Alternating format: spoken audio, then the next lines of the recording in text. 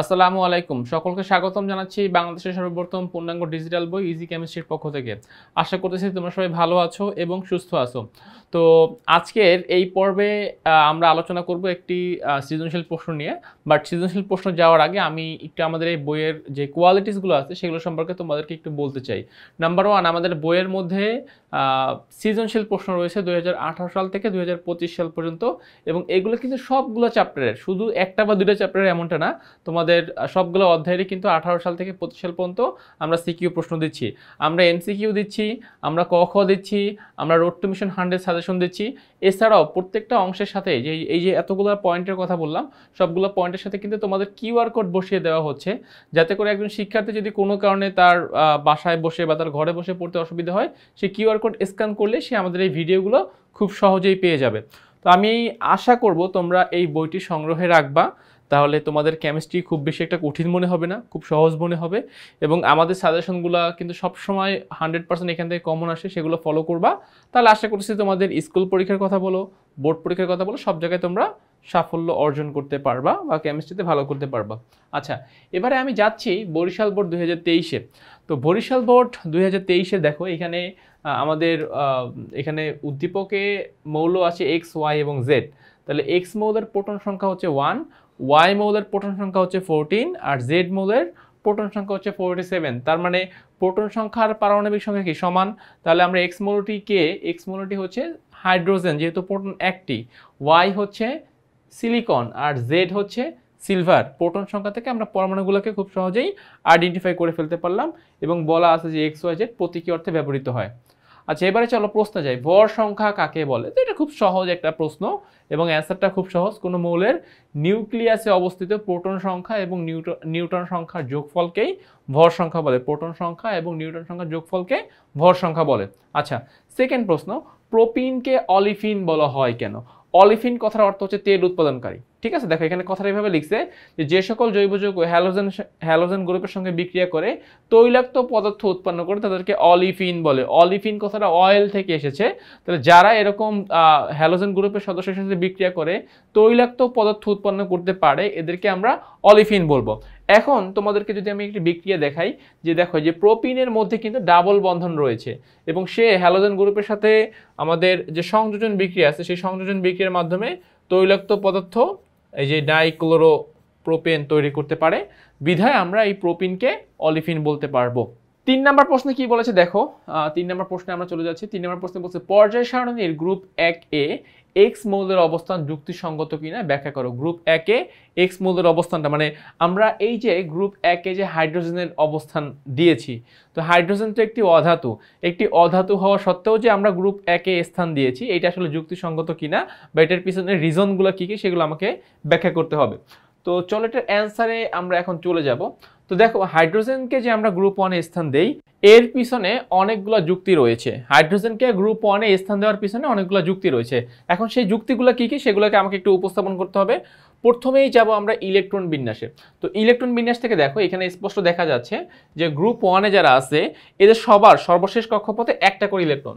তো দেখো, লিথিয়ামের সর্বশেষ কক্ষপথে কয়টা? 2s1, সোডিয়াম কয়টা? 3s1, পটাশিয়াম কয়টা? 4s1, হাইড্রোজেন কত? 1s1। তাহলে এই গ্রুপের যে বাকি যারা সদস্য, এদের যেরকম সর্বশেষ কক্ষপথে একটা করে ইলেকট্রন রয়েছে, ঠিক সেইমভাবে হাইড্রোজেনেরও সর্বশেষ কক্ষপথে একটা করে ইলেকট্রন রয়েছে।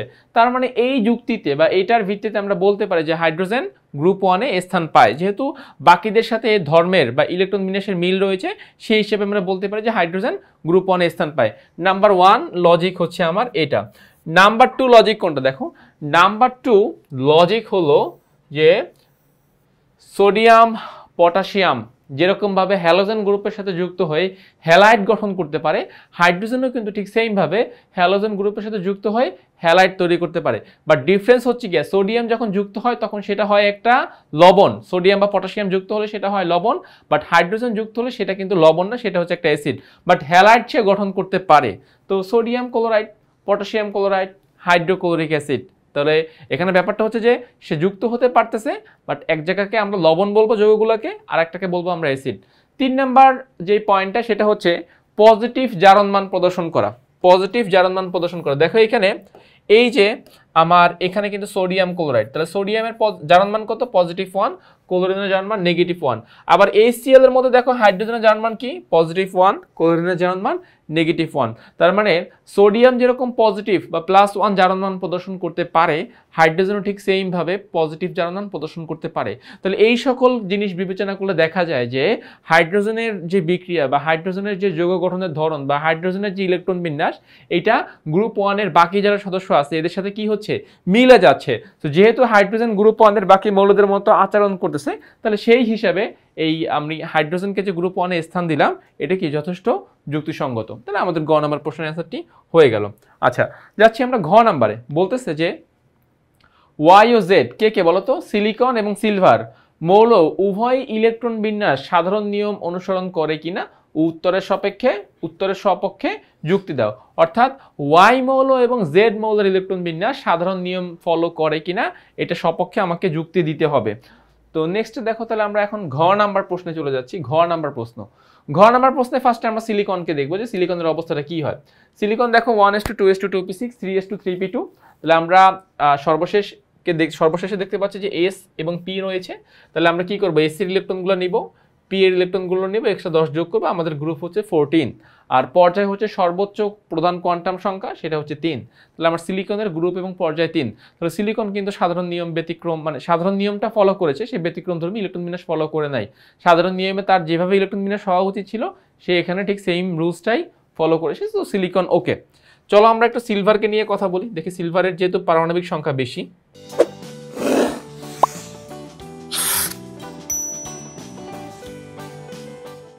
আচ্ছা, সিলভার হচ্ছে 47।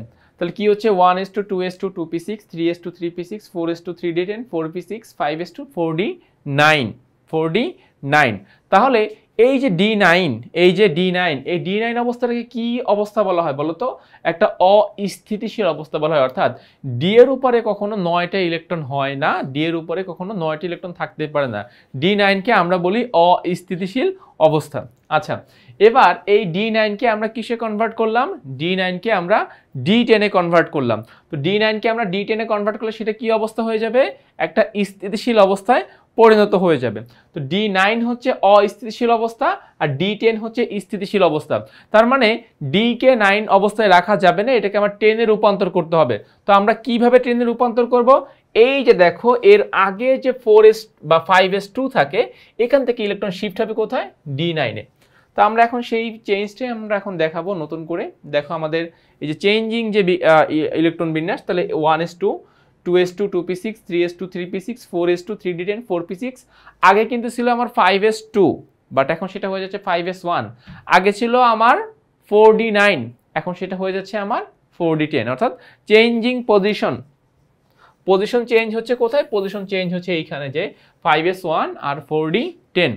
দেন এই যে সিলভার, দেন দেখো জাস্ট এইটাকে আমরা উপরের লাইনটাকে আউফবাউ নীতি ফলো করে সাজিয়েছি।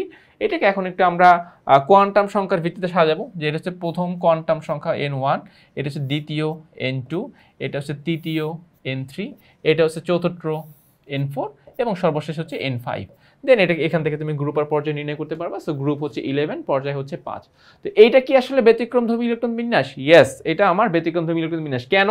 কারণ এই যে আমার ডি এর যে একটা কাহিনী তৈরি হচ্ছে যে D9 হয় না, D9 কে D10 করব।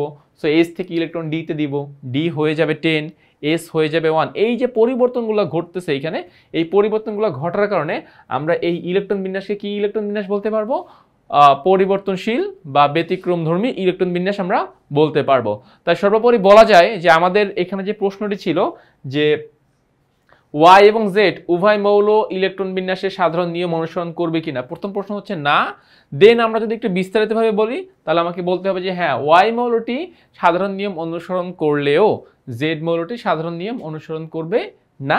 এবং এটার যে আমি যে ইলেকট্রন বিন্যাস এবং যে ব্যাখ্যার কথা বললাম, এইগুলো যদি তোমরা খুব সুন্দরভাবে দিতে পারো, তাহলে আমি আশা করতেছি তোমাদের এখান থেকে অ্যান্সারটি অ্যাপ্রোপ্রিয়েট হয়ে যাবে। ওকে, ফাইনালি তাহলে আমরা কিন্তু আমাদের এই উদ্দীপকটিও খুব সুন্দরভাবে তোমাদেরকে বুঝাতে পারলাম। আশা করছি তোমরা সবাই এখান থেকে বুঝতে পেরেছো। তো আমি তোমাদেরকে বলবো যে এই আমাদের ইজি কেমিস্ট্রি বইয়ের মধ্যে যতগুলা পর্ব রয়েছে বা পার্ট রয়েছে, সেগুলো কিন্তু খুব স্মুথলি আমরা এইভাবেই তোমাদের সামনে উপস্থাপন করার চেষ্টা করেছি। তো তোমরা বইটি সংগ্রহ করো, তোমরা বইটি মনোযোগ দিয়ে পড়ো। আশা করছি তাহলে কেমিস্ট্রির যাবতীয় যে বিষয়গুলো আছে সেগুলো তোমাদের সামনে ক্লিয়ার কনসেপ্ট আকারে মানে ক্লিয়ার হয়ে যাবে, কনসেপ্টগুলো তোমাদের ক্লিয়ার হয়ে যাবে, তোমাদের কোনো কনফিউশন কোনো সংশয় থাকবে না। তো সেই আশা রেখে আজকের পর্বটি আমি এখানে শেষ করতেছি। সবাই ভালো থাকো, সুস্থ থাকো, আল্লাহ হাফেজ।